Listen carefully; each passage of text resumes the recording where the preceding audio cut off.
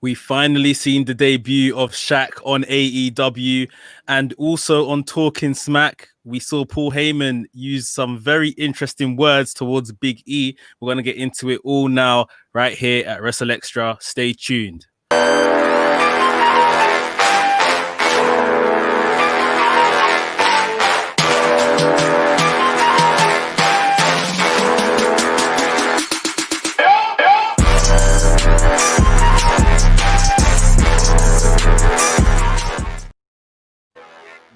Yo, what is good, people? This is your boy A Dazzle here with my guy Mex, the WrestleManiac, on the WrestleManiac YouTube channel and also on AffinityExtra.com. Folks, it's been another good week. A lot to talk about, a lot to get through. Mex, how are you feeling, man? How are you feeling? How's things? How's your week been? Yeah, it's been good. Like you said, we've had another really strong week for our Black Stars in all kinds of promotions. Even some have went further afield and shown. So, we got a lot to really sink our teeth into today. So, bro, I don't even know where to start, if I'm completely honest, because it's like, which one's bigger than the other and which one's more priority, which one do I want to sink my teeth in first? And I think, I think for me, let us go straight to Talking Smack, bro. Let's go straight to that very interesting dialogue between Paul Heyman and Big E on Talking Smack. So for those who have been living under a rock and haven't seen anything on on social medias and stuff, it seems to be the big thing right now. So Paul Heyman spoke with Big E on Talking Smack, and Paul Heyman had very interesting things to say. It's nothing new. It's nothing new. Let's say that for sure. It was nothing new that we've not heard already, especially since Big E or WWE made this big thing of Big E going on his singles run.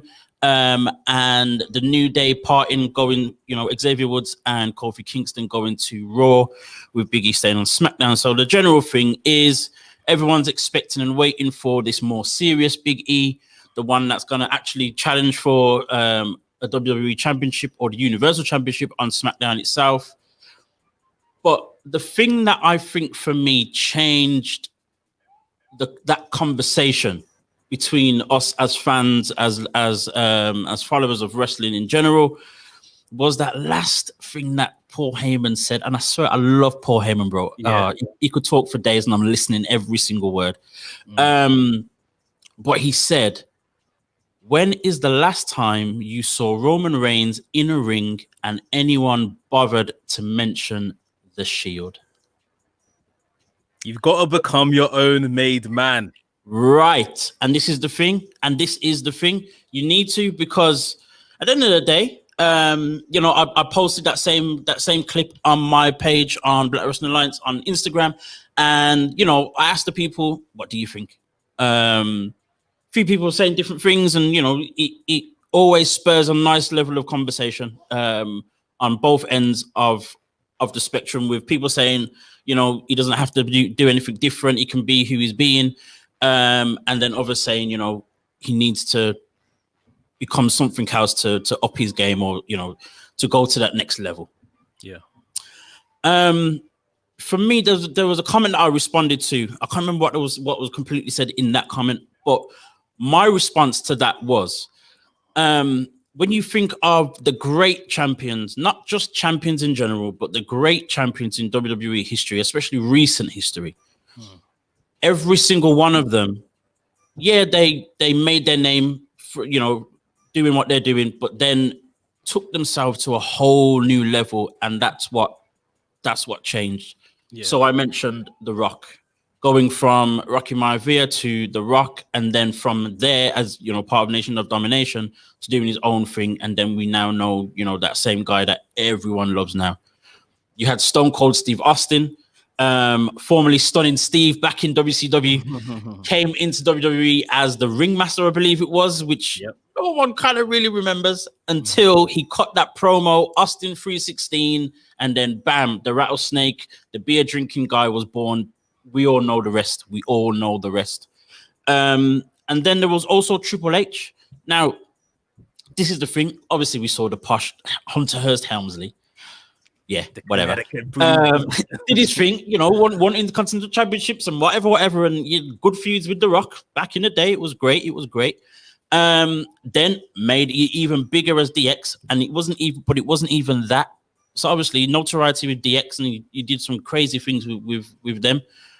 But then when I think he disappeared for a while, and he came back as the Cerebral Assassin, the King of Kings. That gimmick there.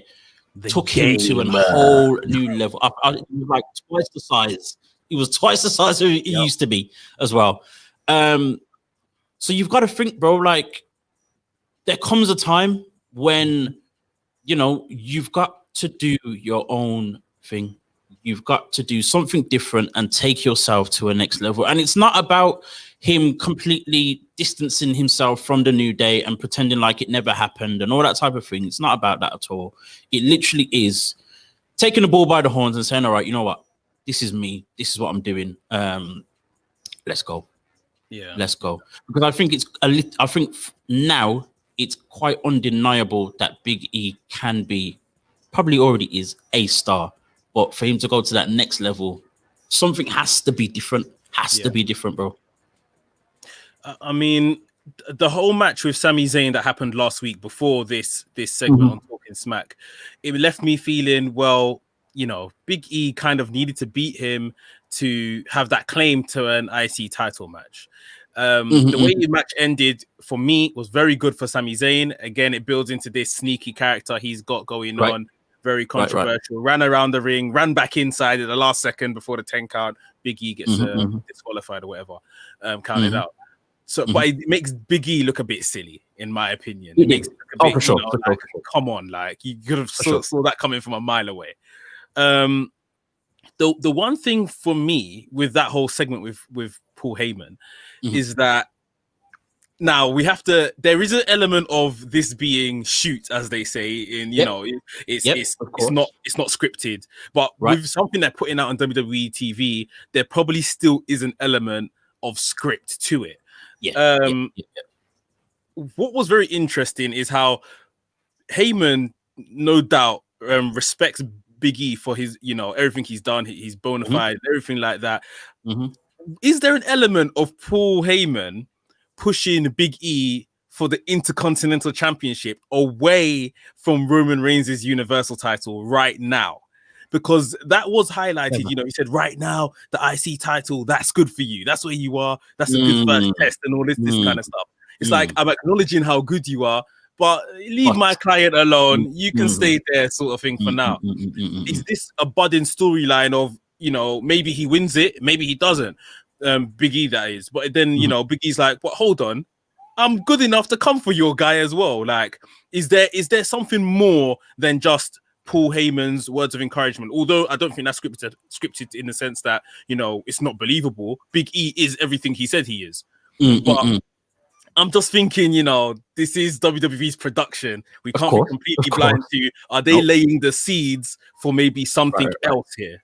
So what is super interesting, two things that are interesting based on what you just said. One, Paul Heyman has influence in what happens. Paul Heyman has absolute influence. It's not just another wrestler, talking smack, so to use the pun, on Big E. But Paul Heyman has influence. So whether this is already something that was already set beforehand, that they should do this talk because they've already got an idea as a storyline already, or Paul Heyman's probably then at that time, because he is that brazen as well, to set cogs in motion for a storyline. The other thing that's interesting is that this week as well, or over the weekend, it was put out there that the good old bookies, that Big E is actually the favorite at the moment to win the Royal Rumble. We have been saying this since exactly a long time ago, way back when. So yeah, at the moment he is the favorite to win the Royal Rumble.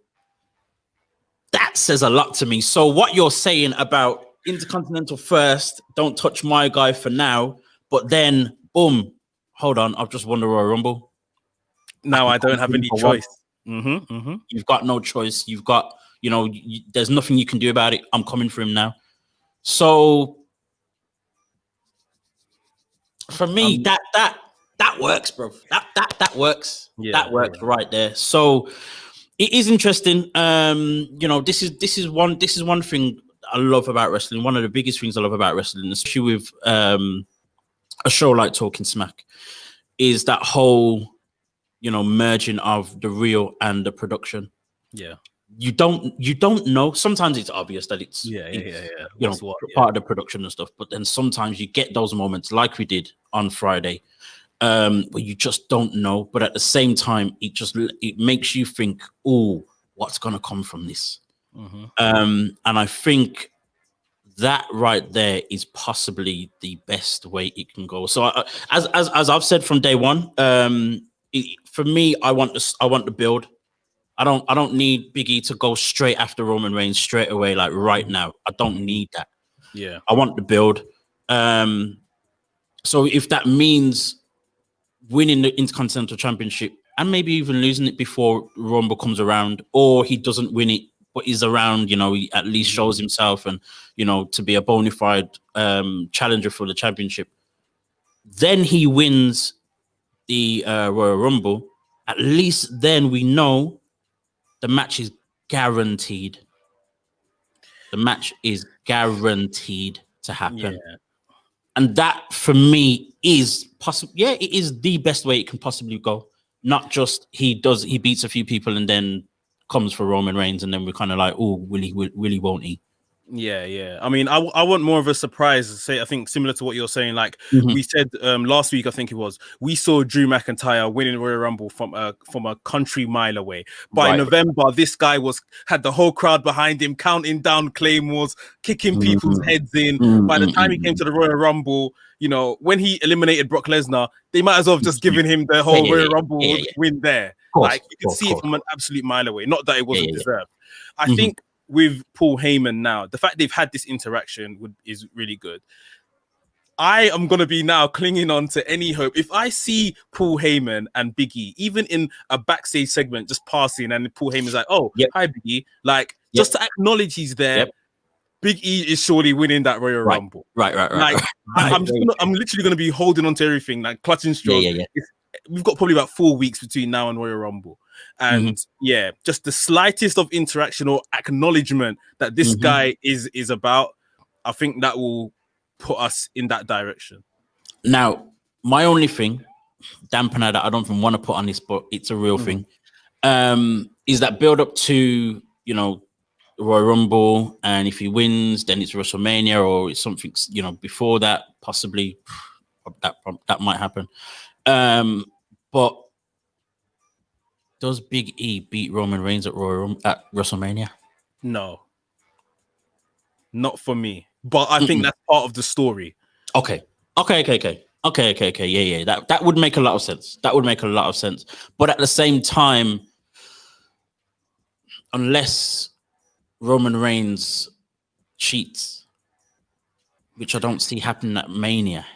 Yeah, I mean, don't put it past WWE, but I think there may, and this might be me thinking about it and not how the writers will think about it, but I just think there'll be too much similarity if Big E won the big one at Mania. How Kofi's won the big one at Mania. Right. I would, like you just said, it wouldn't be good for him to just reach Roman Reigns immediately and beat him, especially for all the work they've put in for Roman Reigns in the past couple of months. I think he maybe wins Rumble, gets to Mania, loses the big one, crisis of confidence, has to almost build himself up again.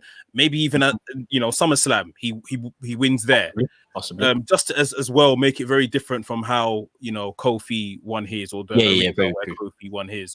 But yeah, I mean, I think he has to win, but I think there's more in it if WWE can tell a long-term story that he doesn't beat him at the grandest stage of them all, just like that. Yeah. I don't see them building Big E to beat Reigns at Mania. I just don't see them trying to make that happen. It's gonna upset our people if he wins Royal Rumble. If Big E wins the Rumble and then doesn't win the big one, we're gonna hear it. We're gonna hear it, bro. You think it was bad when Bianca Belair never won the NXT Women's Championship, bro? Yeah. 20 million times worse than that. Yeah. You know what I mean? So but I think if like everything, if it's done in the correct way, you can still see light at the end of the tunnel. Oh then yeah, I'm here for that. I'm here for that. It's absolutely fine. I'm not that type of person that feels that a championship has to be won for you to make your mark. Yeah, definitely. Yeah, let it come eventually. Let's hope it comes eventually and quickly.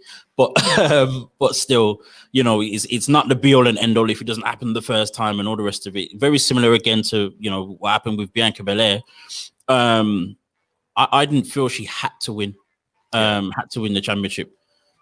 Okay, before she got moved to the main roster. Okay, all right. Yeah. That's when they started. They messed about with us there. It should have happened then. Yeah. Right. But it's all about that build, that slow build, making sense. And for me, that's what adds substance, and you and the company trust in that star. Exactly. Not just to win a championship and then you lose it to the person that they actually do trust or actually want to be champion. Yeah. You know what I mean? So we'll see how that goes. As always, let me just take some comments quickly. Go for it. Big up everyone that's watching live and listening on Affinity Extra. We've got Alex Harrison. Thanks for joining us, bro. He said Big E is due for a heel turn. If he wins the Royal Rumble, he won't be a babyface champion. I don't think he needs to turn heel, and I think so. SmackDown need faces. Like Daniel Bryan is the notable face there, and he's already said he's on his way out. His career is more or less winding down at this stage in terms of a full-time role. So they definitely need to build up some other faces. One spanner in the works I've just remembered. Goldberg. Goldberg has laid his gauntlet out to Roman Reigns. Obviously, we've just recently had Goldberg's Untold, WWE Untold documentary on the network telling the story of the streak, bigging him up still. I mean, I've said it on Twitter during the week. I don't mind if Goldberg and Reigns match has to happen because as far as I know, Goldberg still has over a 3-year period, 5 more scheduled matches with the WWE. So we're going to have to get them out the way. For me, just do Reigns versus Goldberg at Royal Rumble. It doesn't have to be at Mania. Like, just do it at Rumble. As long as no championships start changing hands, then I'm fine. Like, but now the fear then is Goldberg wins the Rumble. Oh no! I mean a singles match because I know there's a WWE writer that watches this show every week. So let me just make myself very clear. I mean a singles match: Roman Reigns versus Goldberg, where Goldberg puts up a nice plucky fight inside 1 minute 30 and gets speared and gets guillotined and then taps out, and then that's it.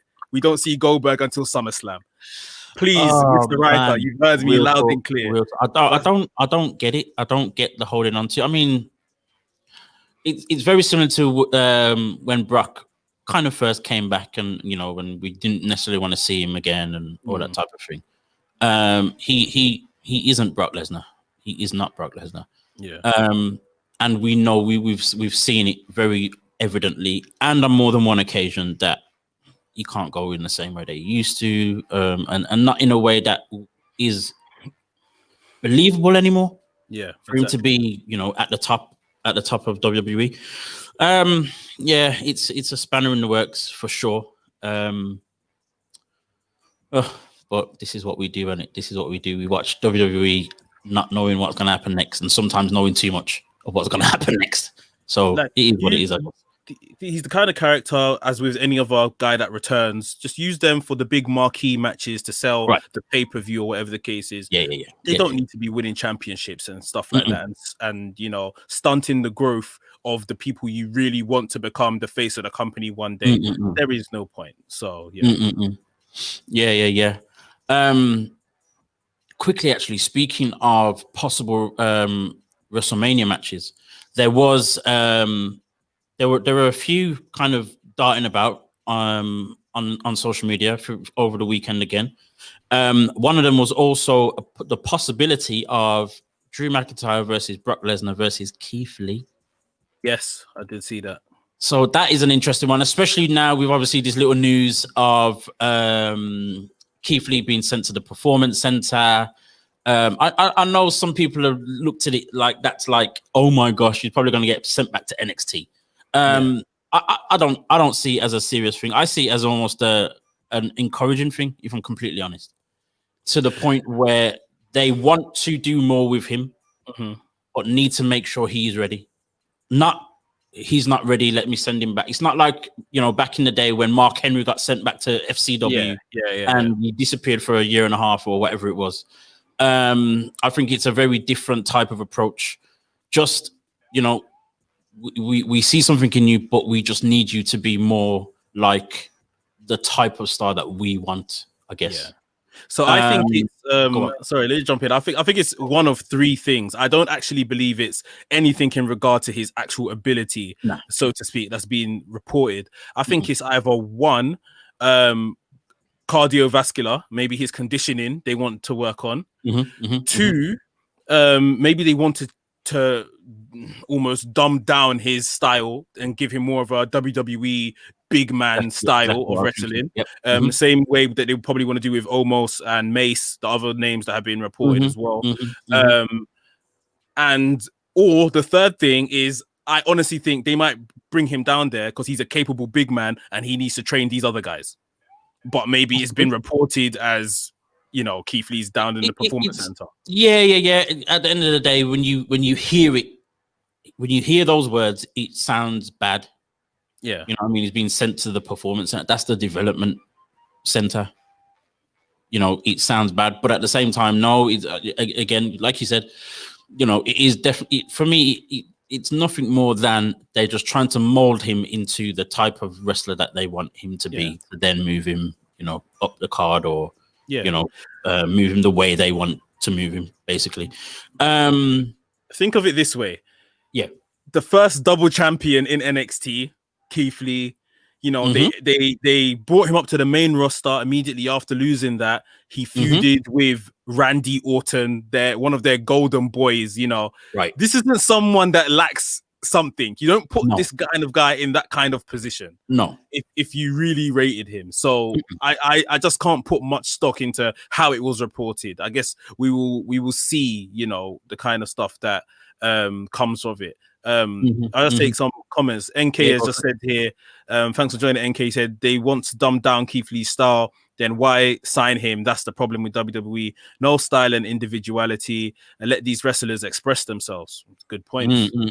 Completely agree. Completely agree. And that is so when we're here saying, they want to turn him into, a bigger star or whatever else, the problem does come that it will be, or we're expecting it to be a dumbed down version of Keith Lee. We're not going to see, the Keith Lee versus Dominik Dijakovic match, that we saw at NXT like 3 times, and it was great 3 times as well.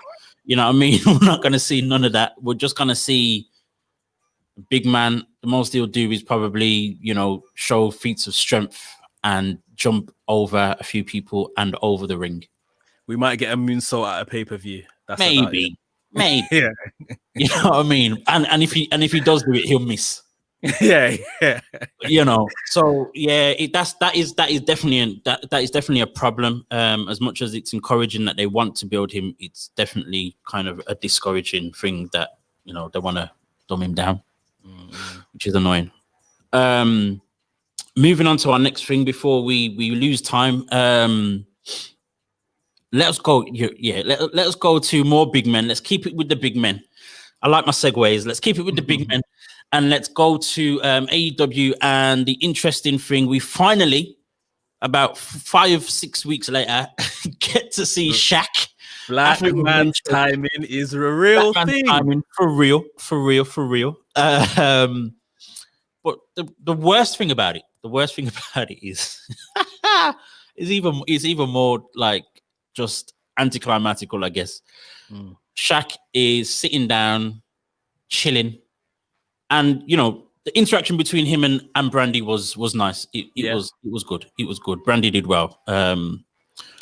But then Shaq played down the whole him and Cody thing.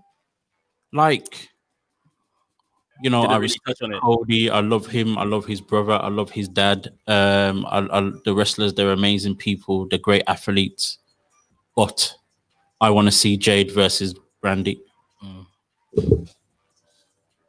You know what? It's like Jade came out when she made her debut saying, you know, I've got this, you know, Joker in my pocket almost, and it's Shaq. Almost like, as we all assumed, Shaq is going to get in the ring against Cody.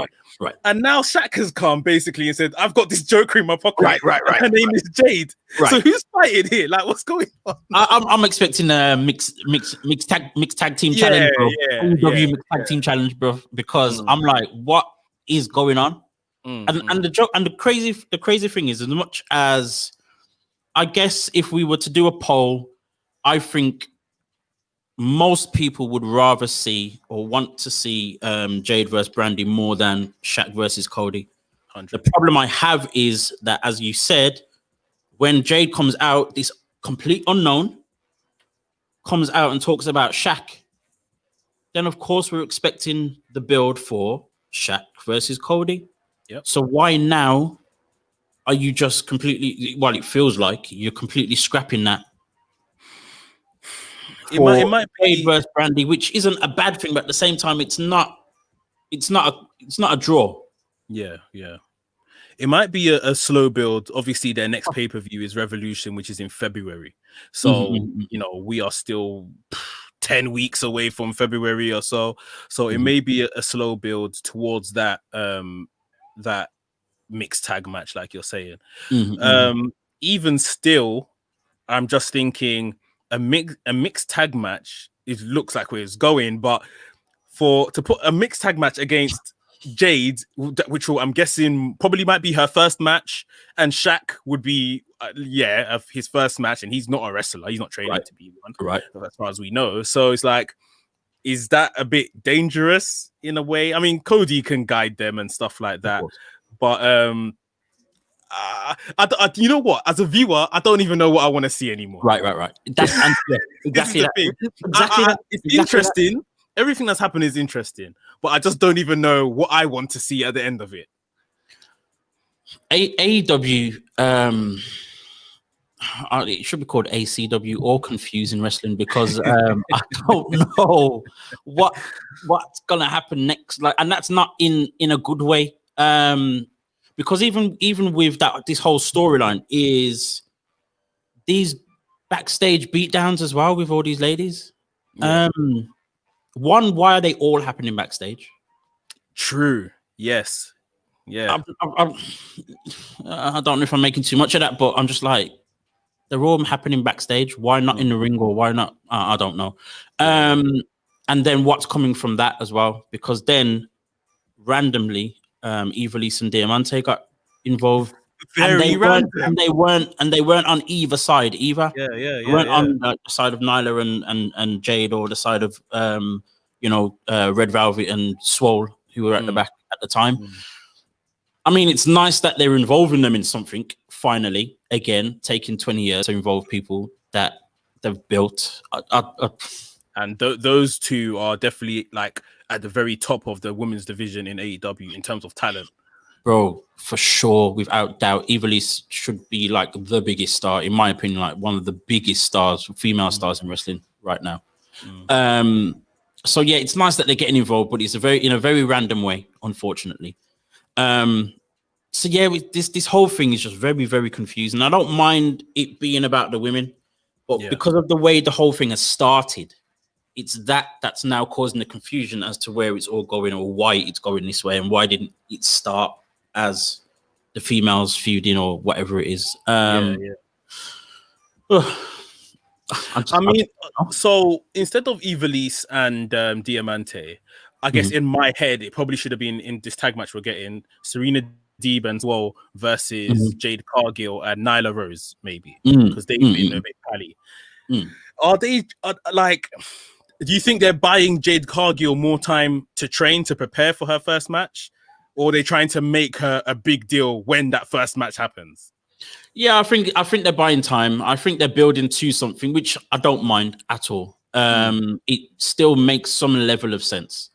And that match should be Nyla and Jade versus Brandy and Red Velvet. Yeah. I think that should really be her first match before the big match. Yeah. Or anything kind of directly involved with Shaq. That's the only way this whole thing is going to make any sense. But I just don't know. You can't tell. You can't work it out. You can't necessarily make sense of it all either. So it's a hit and hope, bro, and just wait and see where it goes, mate. Yeah. You know what I mean? NK said, I prefer mixed tag match. I don't want to see Shaq one-on-one match with Cody. Yeah, I think that's the general consensus. I'm not sure anyone really wants to see that match, but I think everyone's prepared to see a mixed tag match, which could be good in AEW's. I think so far they haven't really delved into this. What do you want to call it? Like maybe Hollywood side of wrestling and bringing in those kind of stars and stuff like that. And that's very much something that they might be wanting to explore a bit more in their second year. So, like I said, I think that match or this feud is going to lead to Revolution anyway. I don't think we're going to see the culmination of it anytime soon. But yeah, I'm thinking how they're going to move this along week by week or every 2 weeks, however they wish to do it. Like I just can't really. I think the middle or the sub story is what's going on with the women. Yeah. And it's not a bad way to do it. It's not a bad way to do it. It's just difficult to kind of follow and make sense of at the moment. And even what it's building to, as we said, no one really wants to see Shaq in the ring. No one cares. Not really. I certainly don't. I don't see how it's gonna be necessarily interesting either. I mean, if it was a straight up like almost comedy thing with say Orange Cassidy or even Chris Jericho, then maybe that could work. But with Cody, it just feels like it'll be serious. I don't know. But at the same time, Cody's moving like a superstar. He's now a judge on a talent contest show, the new one alongside Snoop Dogg. Let's not even talk about that whole thing because don't let me go back to the comments on my page because bro. You could tell me about the comments because let's just discuss that quickly. So for me, I'm someone I'm someone that is like loyalty is like everything to me. Okay. Right? Okay. So when I saw them advertising what's happening, on AEW over the next couple of weeks, and I saw Snoop Dogg is coming as a special guest, my heart broke as if I was Vince McMahon. Like I felt, bro. How dare you?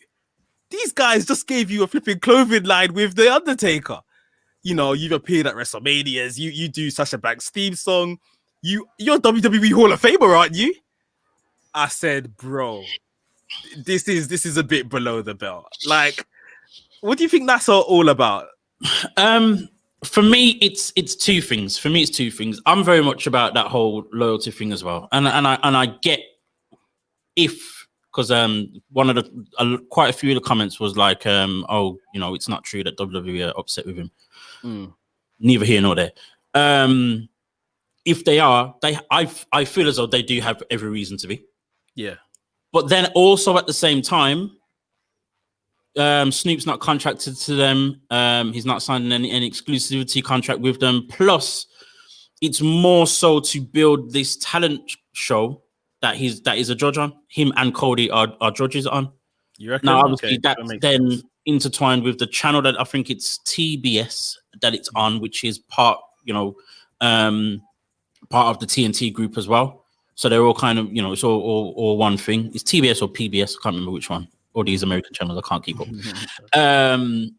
So for that reason, it makes sense.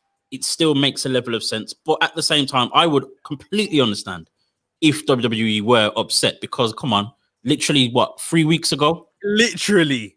3 weeks ago, you were, clothing line with the biggest star in wrestling history.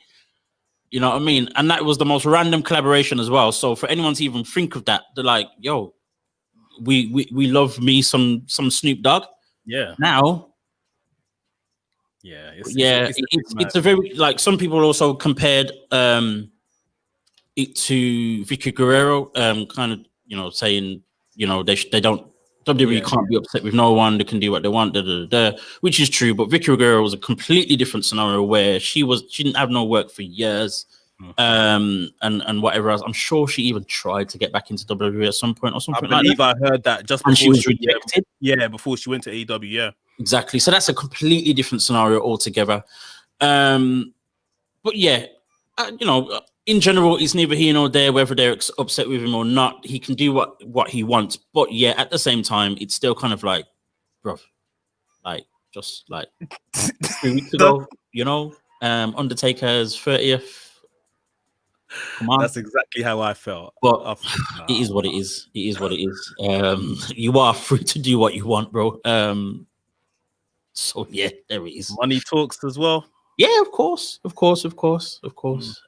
know what I'd be doing as well if I was Snoop. So I can't complain, mate. It's true. Oh Lord. So speaking of Snoop finessing his way into AEW, we are now talking about the ultimate finesser. Yo, these segues are just so good. You're getting good at it,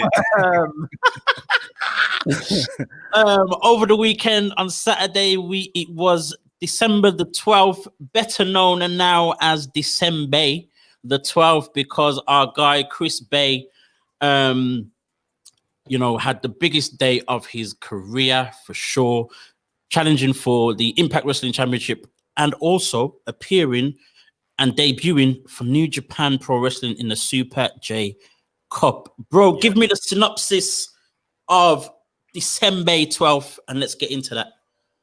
You know what? Following him online, I just began to build a picture in my mind of just how much this means to him. Right. For me, that's why, come the weekend, I was thoroughly invested in what he's doing. I watched, I watched all his the Super J Cup matches.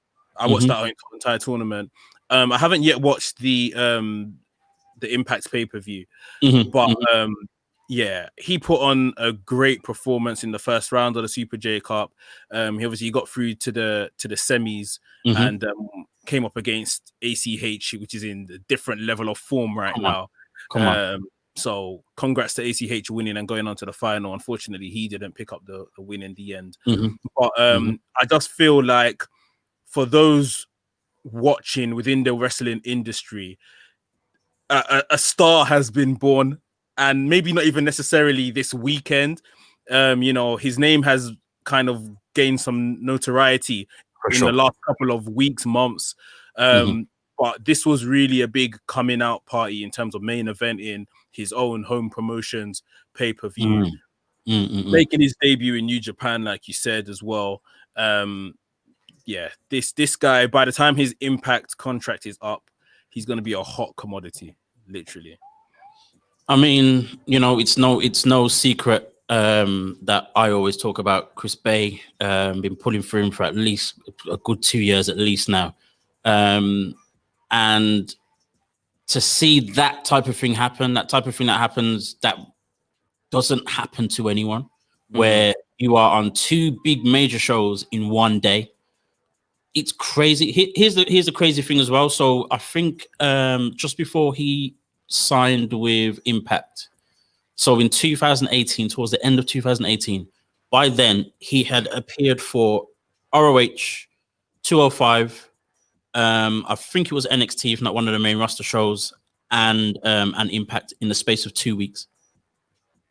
So he's already got all of these all of these little records that he's got that no one else has done, or it's just that type of stuff that no one else can really say they've done. Exactly. I mean, I don't know whether that's going to be something that happens throughout his career or is going to take and go to a next level in the same way. But just to see, for me to be someone who's seen him do what he's doing and just been behind him the whole way, and then it's taken the course that it is at the moment is just phenomenal. Phenomenal. Yes, he didn't win any tournament, he didn't win the championship, but that's not even important. Let's be very real. It's not even that important. Just the simple fact that he's had that day, and now people are talking about him. If they weren't talking about him before, they're definitely talking about him now, wanting to know who he is, what he's going to do next, and all that type of thing. And that is what this business is all about, to be honest. That's what you want as a wrestler. That is all you need, because your opportunities are then going to start coming in left, right, and center just from things like this. So, 100. Yeah, man, it's crazy. It's absolutely crazy to see. And I think for sure, you know, we're going to see more from Chris Bey in Impact. What's good is when he first came in, you know, almost straight away to the X Division Championship. But he lost it in, you know, kind of suspect fashion, and then was, you know, left for a while. Yeah. And I was worried, thinking, okay, all right, they've just thrown him up the top, and then he's had a hard fall. But after this, I'm hoping it's gonna then, you know, again, you know, get the cogs turning. He'll back on the road to good things in Impact on a consistent basis. I think he faces Manic, who's the new X Division champion. So maybe something might come from that. Obviously, Rohit Raju is going to be, you know, waiting in the wings for his rematch and all the rest of it for the Impact X Division Championship. So we'll see. We'll see what happens. But I think, you know, 2021, how Chris Bey is going to turn that into 2021. I don't know. I don't know. He'll find a way. That's his job. He'll find a way, I'm sure. But 2021 is going to be even better. And again, I've just seen this progression every single year. That undeniable, bro. So yeah, man. Yeah. Good luck to Chris Bey for next year for sure. Yeah, let's say NK said here, I kind of wanted Bey to win against Swan. Him versus Omega for the Impact title would have been a great look for him. Ooh, that's a question, actually. That is a question. Do you feel, so as much as we were excited last week about the whole Impact, the AEW being, you know, on Impact and Kenny Omega on Impact, and there being the main event on that night was, you know, an all black quartet of stars. Do you think that was overshadowed too much by the AEW thing? Do you feel as though, you know, possibly that Swan and Bey are being possibly even forgotten about because of Kenny coming to Impact? I think the short answer is yes. There is a bit of like an overshadowing going on. But, you know, any smart man that knows, you know, I may be a big star here, but this guy has come from over there onto my show and he's a bigger star. Right. People are now watching this anyway. If they're watching it for me or they're watching it for my man, people are watching this. So ultimately, I still have a chance to put myself, you know, in the proverbial shop window, get people, you know, get eyes on me and all of that kind of stuff. You know, I tuned into Impact for the first time in my life last week. And, you know, yes, I watched the main event. And I enjoyed it, and those guys put on an absolute clinic. But I was there for Omega. Right, that's the truth of the matter. For sure. If he wasn't there, I would have still probably caught the main event on highlights or something on YouTube, as I have been watching Impact for years, tuning in via other clips and stuff.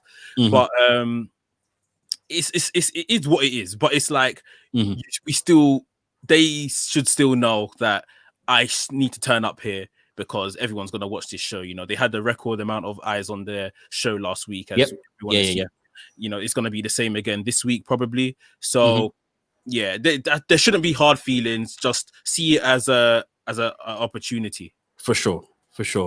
You said you haven't watched the Impact match yet. Do you know what happened? I don't want to give in the main event. Yeah. No, I don't really know the result of the match. Yeah, I know the result of the match, but I don't know anything that happened. Okay, so afterwards, I'm going to say it anyway. Yeah, that's so fine. Afterwards, Moose showed himself. Okay. It looked as if he was going to, you know, attack Rich Swann, and Rich Swann was kind of, you know, reacting as if he was waiting to be beaten up. Yeah. But Moose did an interesting thing by just picking up the Impact Championship and simply handing it to Rich Swann. we all know that game. Yeah, We all know that mind games, boy. Yeah, we all know that game. So for me, I'm seeing, Moose is definitely going to be coming for Rich Swann.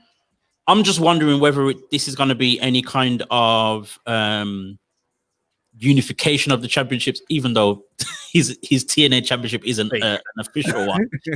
I'm sure he'll try and turn it into some unification championship match. Yeah. Do you see, with Kenny as well being around, what do you see for these three? So Swann, Moose, and Kenny. Do you see any kind of collision with all three? Is it just going to be one guy? What's the plan? I kind of fantasy booked in my head that somehow this is going to be, when we do get that crossover, it's going to be between Moose and Kenny Omega rather than Swann and Kenny Omega. I don't know why, but that's where I think maybe they want to push Moose to the next level. And obviously Kenny would be the guy to assist with that. For sure. So yeah, I think by the time they're having that crossover match or champion versus champion or whatever the case is, I think Moose is going to be the champion. So yeah. Okay. And from for me in general, as I said from when we saw this first AEW Impact thing, I always wanted it to be Moose to kind of mess with Kenny. So if it goes that way, that would be it would make sense. But at the same time, Kenny versus Swann, that match would just be something else. That would be a brilliant match just in terms of what they can produce, those guys. That would be amazing. So yeah, again, another thing to be very intrigued and interested in the next few weeks and to see what happens. Obviously, as we are live on a Tuesday, we are waiting to see what happens tonight on Impact. So yeah, we'll see what happens with that. I think we've covered everything so far. I think we've covered everything that we wanted to. There's so much more we could talk about. I mean, there's still even Bianca Belair. There's still the Street Profits. There's the New Day and the Hurt Business. Oh my gosh. Cedric Alexander. Oh my word. So we missed him last week. So let's not do that again this week. Cedric Alexander is on absolute fire right now. It's crazy. It's crazy. He's defeated Xavier Woods. He beat Kofi Kingston. Albeit after Kofi Kingston had a match with Shelton Benjamin. It doesn't make any difference. It's a W at the end of the day. And of course, the Hurt Business as a trio, Benjamin, Alexander, and Lashley defeated the New Day and Matt Hardy, was it? Jeff Hardy. Jeff. Yeah. So they're on a roll, and again, Cedric's just on this whole thing of celebrating on his own. But yeah, you know what? I'm in my head when I see Cedric doing his madness, like I'm comparing him to Scrappy Doo. Remember, like back in the day, you watch a Scooby Doo, and it's like Scrappy Doo's like, "Let me at him," like he's just this uncontrollable dog right now, like literally, like he's doing some great stuff, man. He's and it's brilliant to see, man. We said a week or two ago that we expect him to kind of at some point, or at least for a while, kind of do this whole thing where he feels he's better than everyone else in the group, and that's going to cause some friction in some way, and hopefully in a longer term or eventually at some point he'll break away from them and do his own thing, and that will set him on a nice trajectory to go towards mid-card championships and stuff like that. We're seeing, I think, hopefully, we're seeing a star being born. Not just in the sense of, he's got his accolades already. He won, the Cruiserweight Championship at WrestleMania. And he kind of, helped take that to a new level at the time as well, for sure. Amazing matches with Mustafa Ali and with Murphy back in the day as well. But there was always this thing of he wasn't a WWE guy. Yeah. Or he wasn't that great character-wise on the mic, all that type of thing. I think we're now seeing that happening, coming through.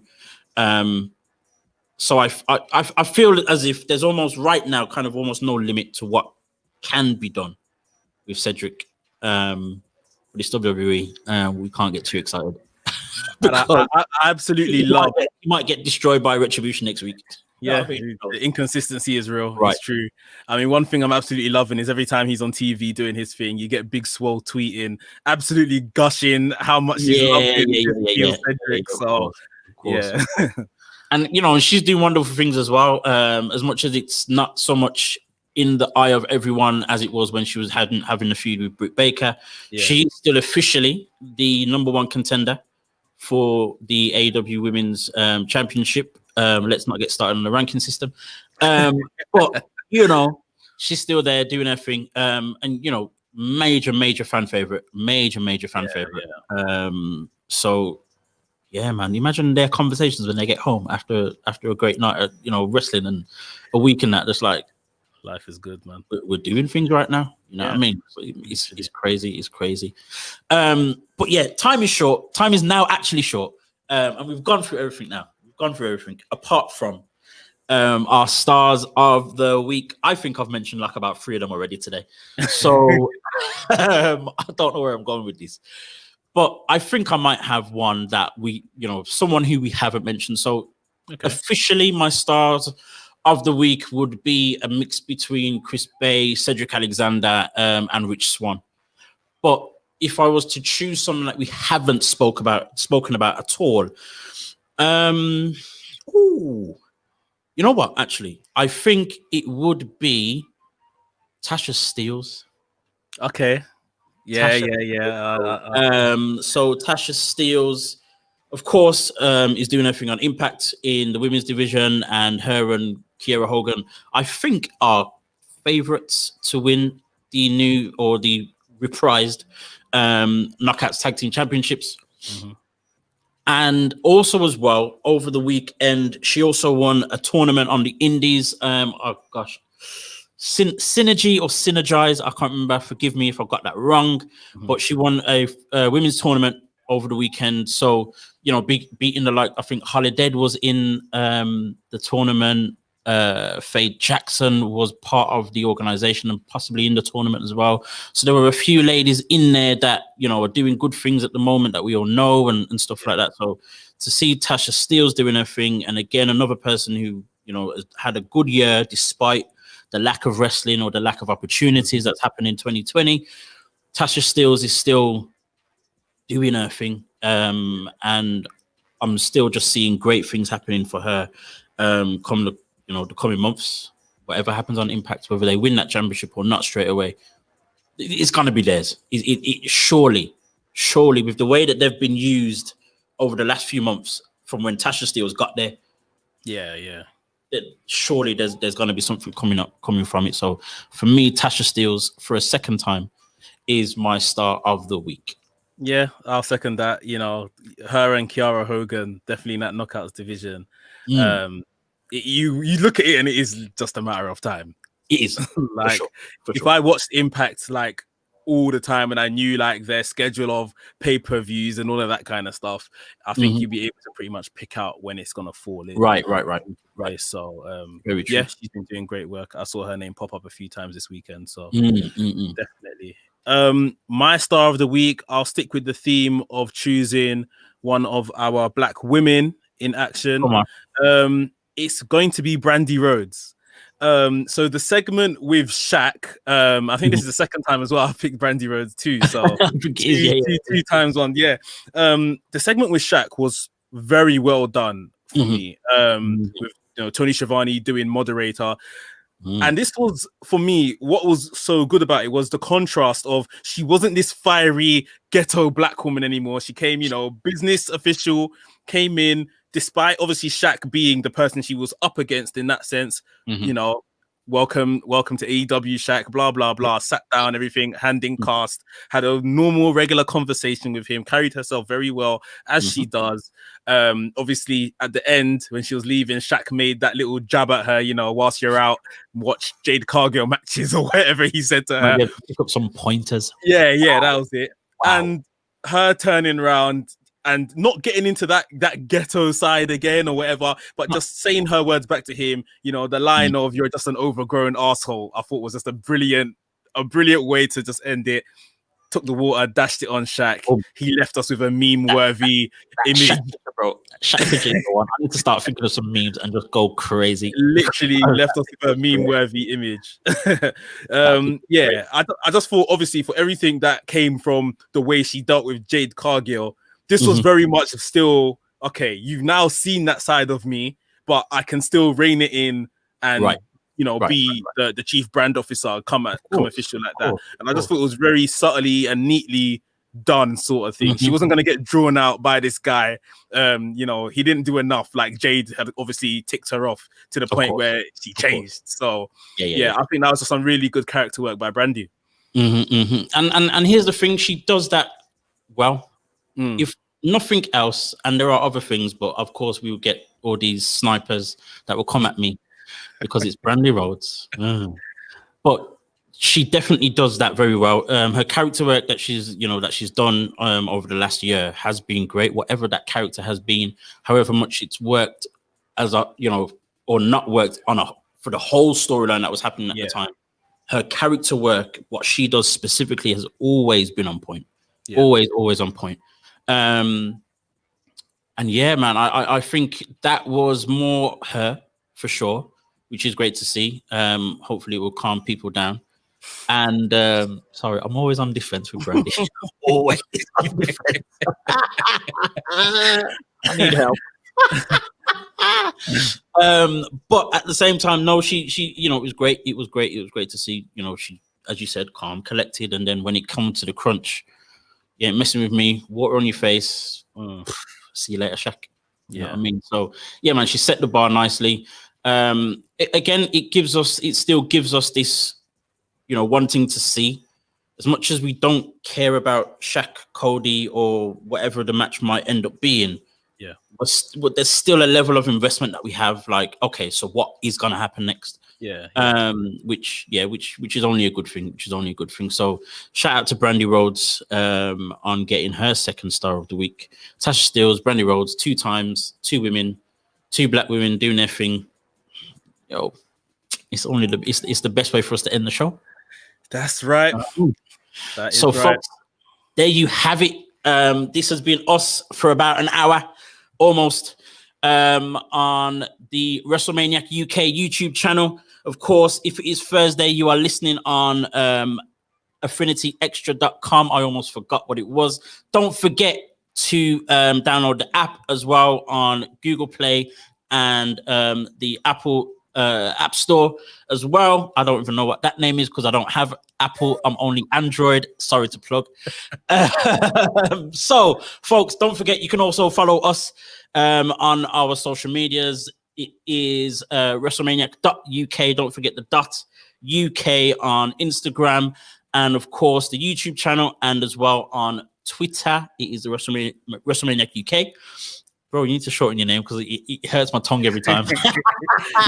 People are going to remember it because of how long it is. But then again, I can't say nothing because mine is Black Wrestling Alliance. Wow. All the characters that you can use on Instagram. So find me, Black Wrestling Alliance. Also check out the Jet Power 10 released today, Tuesday. The Black Wrestling Power Ranking every single month. So, folks, that's a lot of stuff, But hopefully you remember it. You can play it back. We're on YouTube. You can play it back. It's all good. Yep. This is it. We're done. The coffee is now leaving my body and I want to go to sleep. You're running low on fuel. Trust me. I gotta go. Folks, it's been great. Peace. Take care. Take care, guys.